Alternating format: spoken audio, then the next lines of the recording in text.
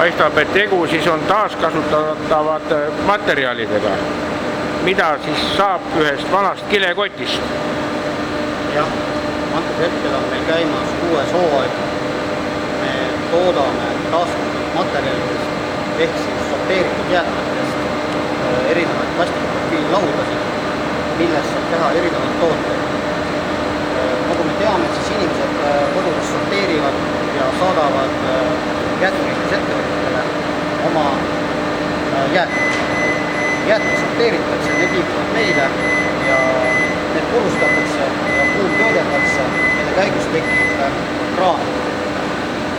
Graanul omakorda liigub siis antud tehasesse, kus me täna hetkel viibime, ja sellest toodetaksegi erinevates värvides erinevad plastikprofiiltooted. Põhitoodangus on meil terrassilaud, mis on siis nii lamineeritud kujul kui ka lamineerimata kujul vastavalt kliendi soovile.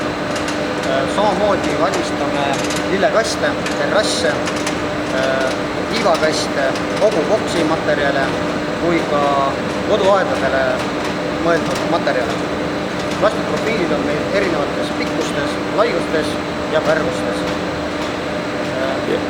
Ja kus saab tutvuda nagu näiteks lähemalt nende materjalidega, toodetega?